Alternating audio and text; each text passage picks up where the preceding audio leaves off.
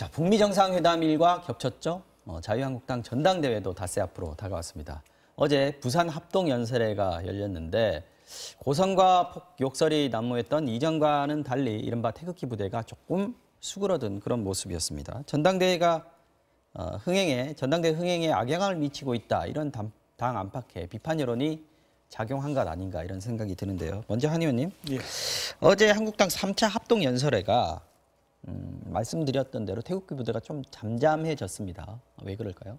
어제 보니까 이제 김병준 위원장도 제 볼 때 처음 박수를 받은 것 같아요. 아, 그래요? 처음 박수를 받았는데 참 이게 왜 그때 보이콧 8명 중에 5분이 보이콧했지 않습니까? 그 이유가 27일 날 하면 북미 정상회담에 관심을 못 끈다. 근데 제가 볼 때 관심은 많이 끌었어요. 지금. 관심은 끌었습니다. 근데 이게 지지율이 참 이게 긍정적 관심이 아니고 지금 국민들 사이에 뭐라고 합니까? 이거 전 제가 볼 때 어제처럼 진작에 했어야 되는데 좀 늦었다. 국민들이 뭐라고 합니까? 지금까지 이런 전당대회는 없었다. 어디 뭐 유명 영화를 패러디해서요. 이게 좀 늦었다고 봅니다. 왜냐하면 눈살을 너무 찌푸리게 하고 아니 어떻게 제1야당이 새로운 리더십을 창출하겠다며 슬로건이 다 함께 미래로 아닙니까? 이런 슬로건을 했는데 그것도 온갖 난무하는 그 욕설과 야유와 그다음에 차마 옮기기 힘든 그 대통령과 현 정부에 대한 비판 이런 것들이 그것도 청년 대표 후보라는 분 입에서 나오고 할 때 진작에 이렇게 했어야 되는데 제가 볼 때 조금 늦은 결과가 있지 않았나 싶습니다. 조금 말씀하신 대로 김준교 청년 최고위원 후보 그동안 뭐 각종 험악한 말들을 많이 쏟아내가지고 당 안팎에서 비난을 받았는데 어제 사과한다면서 몸을 낮췄습니다. 그런데 이번에는 지금 화면에 나오고 있습니다만은 전당대회 심판이라고 할 수 있는 분이죠. 전당대회 의장인 한성교 의원이 김준교 후보의 발언은 문제될 것 없다 이렇게 얘기를 해가지고 또 논란을 짚히고 있습니다. 이건 또 어떻게 봐야 되겠습니까? 그러니까 부산에서 이번 합동연설에는 이제 그동안 들어보니까 그 지역에 참여했던 당원들의 단속을 좀 잘했던 것 같아요. 그러니까 이제 정말 진심으로 가진 당원들만 좀 입장하게 하고 이 태극기 부대가 몰려다니는 게 사실은 당원이 아닌 분들 막 섞여서 들어오는 거거든요. 그것도 좀 통제를 잘했던 것 같기도 하고 그리고 태극기 부대에 있는 분들도 아 이렇게 했다는 전당들 막힐 수 있다고 하는 좀 우려가 있었던 것 같기도 하고요. 그래서 뒤늦게나마 좀 잘 됐다고 생각을 하는데 지금 저렇게 또 한성교 의장이 이렇게 이야기를 하는 거 그러니까 김준교 최고위원 후보는 정작 이제는 좀 고개 숙여서 사과하겠다는 이야기를 하고 있는데 지금 사실은 나이도 많고 사실은 지금 전당대회 의장으로서 사실 전당대회를 관리하는 심판 역할을 하는 사람이 아, 탄핵과는 문제없다고 이야기를 해버리면 지금 그렇잖아도 박근혜 전 대통령 탄핵 논란 가지고 과거를 회귀하는 듯한 지금 불안감을 주고 있는데 또 문재인 대통령 탄핵까지 이야기를 하면서 지금 과거도 아니고 미래도 아니고 좀 뒤죽박죽이 돼버리는 경우가 되거든요. 그래서 저는 지금 한국당의 전당대회는 제가 볼 때 과거에 누가 옳았냐 그렇냐 아니면 과거의 도덕의 표식이 어떤 퇴행적 모습을 보이느냐 마느냐 이거에 지금 갇혀있는 형국이어서 지금이라도 얼마 남지는 않았습니다만 지금이라도 미래로 가고 그 미래로 가는데 어떤 후보들이 미래에 어떤 비전을 가지고 할 것인가를 당원들 앞에 선명하게 제시하고 당원들 선택을 받는 거거든요. 그런 이야기를 한 적이 없지 않습니까? 거의 나오질 않고 한쪽은 문재인 정부 비난하는 거 아니면 한쪽은 박근혜 대통령 탄핵이 옳았냐 그렇냐 가지고 잘잘못 따지는 것으로 나를 지새고 있단 말이에요.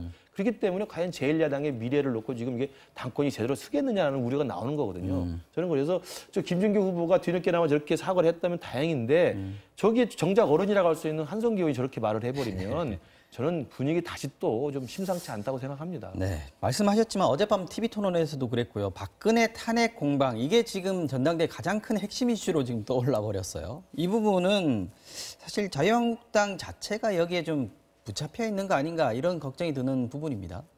참 안타깝죠. 굉장히 안타깝습니다. 왜냐하면 이게 처음 전당대회 할 때 황교안 전 총리가 출마한다고 할 때 특히 이제 비박 쪽에서 이런 쪽에서는 우려를 했죠. 이런 얘기를 했는데 지금까지는 거기에 완전히 그 프레임에 가고 있습니다. 그 예상이 맞아버렸죠. 예. 그리고 박 전 대통령이 또 유영하 변호사를 통해서 옥중 메시지를 던졌는데 그게 실질적으로 지금 어대황이라고 나올 정도로 어차피 대표는 황교안이다 나올 정도로 지금 글로 가고 있는 상황에서 저는 좀 안타까운 게 왜 황교안 전 총리가 태블릿 PC 조작 가능성도 그렇고 선 재판 후 탄핵? 말도 안 되는 법리 아닙니까? 불소추 대통령, 현직 대통령이 있는 상황에서 그걸 모르고 그런 얘기 했을까 싶어요. 그래서 저는 이분이 너무 황 전 총리가 박근혜 대통령이라는 이쪽이 탄핵 여기에 말려들어가고 있다. 김진태 의원까지는 충분히 뭐 어차피 태극기 부대의 지지를 받을 수밖에 없는 분이니까 충분히 이해를 하는데 황교안 전 총리의 지금 저런 스탠스는 설사 전당대회에서 당권을 잡더라도 이번에 최종 목표는 지금 대권 아니겠습니까? 두고두고 발목이 잡힐 수가 있어요. 오늘 지금 막 나온 여론조사를 한 군데를 보면은 리서치비관 보면 황교안 전 총리가 지금 60%에 가깝습니다. 지지율이 59.5.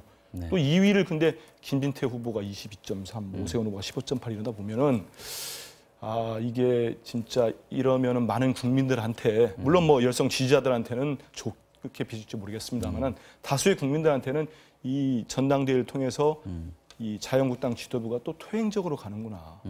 당이 퇴행적으로 갈 수밖에 없구나.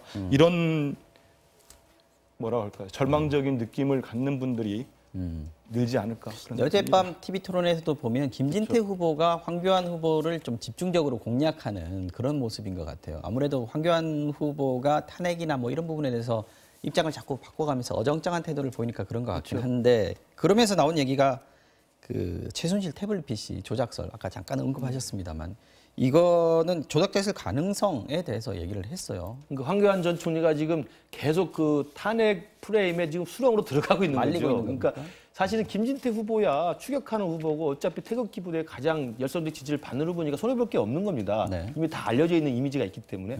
그러면 김진태 후보가 그런 식으로 자기 탄핵 그 프레임으로 데리고 들어가면 빨려들지 않는 게 제가 볼 때 맞는 전략일 텐데 지금 한 발짝 한 발씩 들어가는 거거든요. 그러니까 세모가 없어서 탄핵을 잘못했다고 공표를 들었다?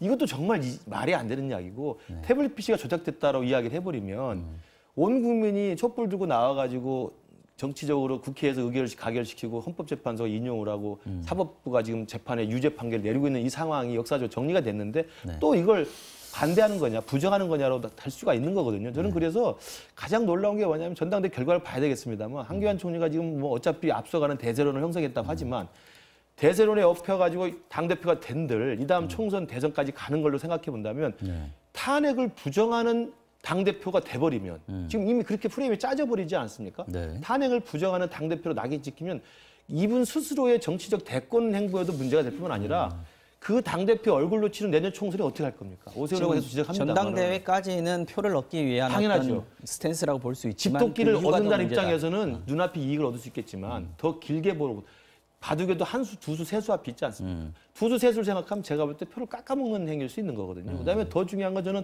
만약에 오세훈 후보가 김진태 후보에게 역전당하거나 아니면 저희 오차범위 안에서 2, 3위가 같이 결정된다고 한다면 자유한국당의 미래를 과연 우리가 생각할 수 있을까? 그리고 내년 총선에 자유한국당을 제1야당으로서 좀 합리적인 야당이고 국민들한테 희망을 주는 야당으로 생각하는 사람이 자유한국당한테 마음을 줄 수 있을까?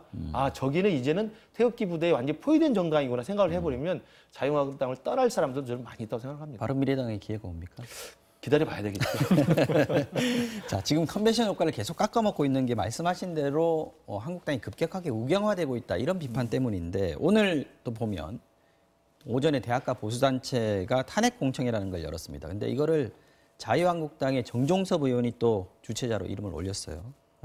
또 장외에서 다시 이 불을 또 붙이는 거 아닌가 이런 생각이 또 이 드는데. 보도를 보고 네. 사실 처음에 잘 안 믿기더라고요. 왜냐하면 정종섭 의원은 헌법학자입니다. 대표적 헌법학자고 물론 친박으로 분류되는 그렇죠. 분이긴 하죠. 여기 행정자치부 장관을 지내서 친박에 대구 쪽에 지냈고 있는 의원인데 이러니까 좀 그분들 들으면 불쾌할지 몰라도 이러니까 지금 여당과 대통령이 야당복이 있다는 우스갯소리까지 나오는 거 아니겠습니까? 이게 보면은 이걸 주최한 물론 뭐 지금 정종섭 의원 측에서는 청원위에 가진 않았다. 그리고 뭐 장소 대여만 했다고 하는데 네. 제가 5.18 평화회관 때도 그렇지만은 네. 이게 그 국민들 볼 때는 선명하게 해명이 안 될 겁니다. 그때도 의원들이 주최를 했다는 것 때문에 지금 더 그렇죠. 일이 여기 커졌지 국회에다가 않습니까? 또 국회를 대여해서 국회 공론의 장을 만들어준 거 아닙니까? 왜냐하면 여기 주최한 이 보수단체 이른바 트루스 포럼이라는 데에서 오늘 성명을 내놨는데 이겁니다. 국회는 탄핵에 관련해서요. 정치적 계산과 언론의 거짓 선동에 휘둘려서 탄핵 소추 의결을 했다. 또 헌재는 거짓 기사로 정치적 판결을 내렸다. 이렇게 규정을 하는 곳을 또 자유한국당의 그것도 헌법학자 출신의 국회의원이 그 멍석을 펴줬다.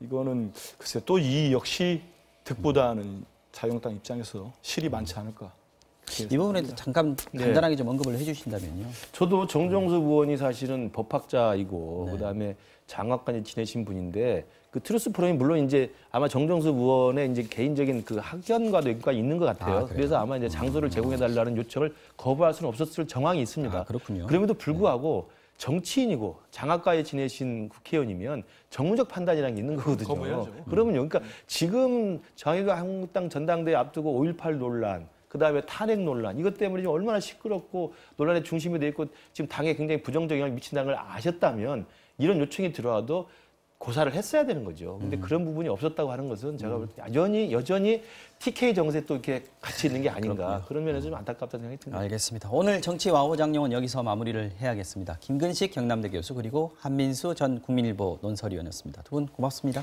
감사합니다.